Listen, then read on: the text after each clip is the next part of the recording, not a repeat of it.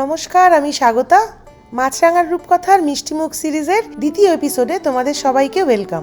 আজকে তোমাদেরকে দেখাবো আমি কিভাবে টাইট ছানা বানাই, যেটা অনেক রকমের বাঙালি মিষ্টি বানানোর জন্য ব্যবহার হয়। টাইট ছানা বলতে আমি যেটা মিন করছি সেটা হচ্ছে ছানাটাকে দুভাগ করলে একটু ভেঙে যাওয়া বা ছিঁড়তে হচ্ছে এরকম একটা ফিল হবে। আমি এখানে 4 কাপ দুধ নিয়ে নিয়েছি, তারপর দুধটাকে ফুটতে বসিয়েছি। আমরা এটা সবাই জানি, দুধটা বসিয়ে কনস্ট্যান্ট নাড়াতে হবে যাতে তলায় লেগে না যায়। চলো ততক্ষণ দেখে নিই এই টাইট ছানা দিয়ে কোন ধরনের মিষ্টিগুলো ভালো তৈরি হয়। চমচম, চিত্রকূট, টোস্ট মিষ্টি, কালো জাম, এই মিষ্টিগুলোর টেক্সচারটা একটু খেয়াল করবে। রসগোল্লা, রসমালাই এগুলোর থেকে একটু শক্ত হয়। এই জাতীয় মিষ্টিগুলো বানাতে গেলে আমি টাইট ছানা বানাই। টাইট ছানা বানানোর প্রথম ট্রিক হলো ফুটন্ত দুধে ছানা কাটার এজেন্ট দিতে হবে। আমি ভিনেগার ইউজ করি, লেবু না। যে কোনো মেজারিং স্পুনের 1 পোর্শন ভিনেগার আর 1 পোর্শন জল, দুটোকে মিশিয়ে নিই, তারপর একটু একটু করে অ্যাড করি। পুরোটা নাও লাগতে পারে। ছানা কাটা হয়ে গেলে যদি ভিনেগার আর জলের মিশ্রণটা এক্সট্রা থাকে, ওটা আবার ভিনেগারের বটলের মধ্যে আমি রেখে দিই। এই জল আর ভিনেগারের যে 1:1 রেশিওটা, এটা কিন্তু টাইট ছানা বানানোর একটা ইম্পর্টেন্ট মেজারমেন্ট ট্রিক। আমার ছানা কাটা হয়ে গেছে, এবার ছানাটা ছেঁকে ফেলবো। প্রথমে ছানাটাকে চিপে যতটা সম্ভব ভিনেগার ওয়াটারটাকে বার করে দিই। এরপর ছানাটাকে আমি একটু ঠান্ডা জলে ধুয়ে নিই। ঠান্ডা জলে ছানাটাকে ধোয়ার কিন্তু দুটো কারণ আছে।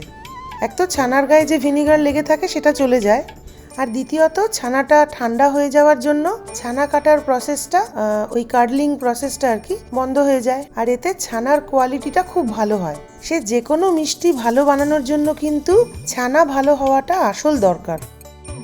এই ছানা যদি ভালো না হয় তাহলে সে যতই ক্র্যাকহীন বল বানিয়ে নাও বা অনেকক্ষণ ধরে রসের মধ্যে মিষ্টি ফুটিয়ে নাও, মিষ্টি কিন্তু দোকানের মতো ভালো হবে না।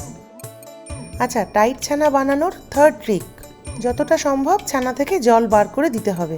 যখন নিংড়ালে 1 or 2 ড্রপ করে জল পড়ছে তখন ডান। সেই 2009 সালে যখন প্রথম মিষ্টি বানানো শুরু করেছিলাম বাড়িতে, তখন কিন্তু এই সার কথাটা বুঝতাম না যে ভালো মিষ্টির মূল মন্ত্র হচ্ছে ভালো ছানা। এটা বানাতে বানাতে শিখেছি। তখন মনে হতো তাড়াতাড়ি করে ছানাটা কেটে নি বাবা, কারণ আসল সময় তো দিতে হবে গোল পাকাতে আর রসে ফোটাতে। 4 কাপ মানে প্রায় 1 লিটারের মতো দুধ নিয়েছিলাম, তার থেকে 125 গ্রাম মতো ছানা পেলাম। মেজারিং কাপের প্রায় 3/4 কাপ। এই ছানা বানানোর এপিসোডটা না ইচ্ছে করেই সেপারেট রাখলাম, যাতে প্রতিবার মিষ্টি বানানোর সময় এই পার্টটা রিপিট করতে না হয়। এই মিষ্টি বানানো কেন শিখলাম আর কিভাবে শিখলাম সে এক মজার গল্প, অন্য কোনো একটা এপিসোডে সময় করে বলবো। আজকের এপিসোডটা এই পর্যন্তই। খুব তাড়াতাড়ি আবার দেখা হচ্ছে নেক্সট এপিসোডে। তোমরা সবাই ভালো থেকো আর সুস্থ থেকো।